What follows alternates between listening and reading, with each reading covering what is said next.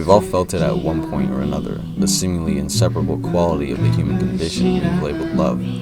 Romantic or platonic, welcomed or not, there's almost no escape from it. And now, more than ever, mid-February is when people most strongly feel either its presence or lack thereof. And I think now more than ever, it is important to re-understand just what love is and how love operates. Osho Rajneesh says, because democracy basically means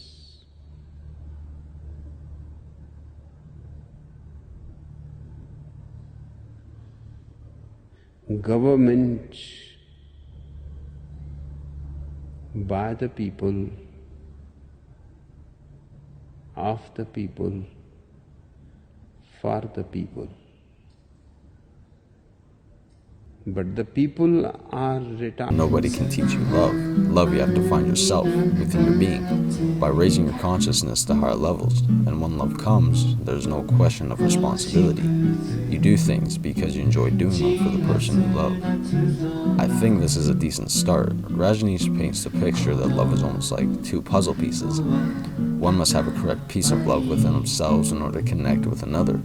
Only then does it become what we see as actual love. And the labor, the sacrifices, and strain that come with sharing your existence with another become enjoyable all through love.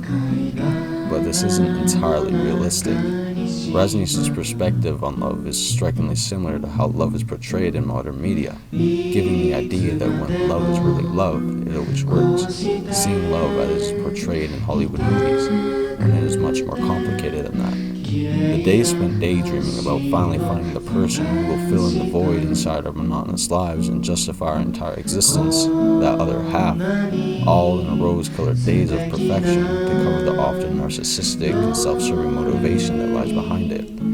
But this isn't to say that love is serving the other person entirely. It is to say that the desire of love often comes from a personal want, that want to eliminate loneliness and to share the highs and lows of life with another, so that we can legitimize why we are alive.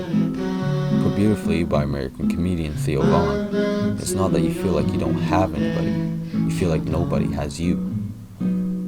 Simone de Beauvoir, French philosopher and female activist, wrote greatly on the problems and faults found in love and relationships. Beauvoir saw the easily manipulated and unfounded rules of love, and would write books and dedicate most of her life to understanding love as a concept as best she could. Beauvoir discourages us from seeing love as salvation and as the key to one's happiness.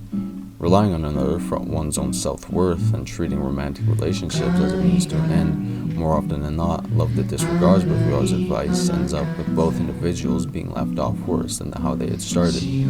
Where in the past, the God figure gave us our human need to feel special and to belong to something greater than ourselves, we now put that need into another human. Issue being, they are also human, unpredictable with their own fears, anxieties, and differences, inevitably ending with heartbreak of unmet expectations. So how can we love properly?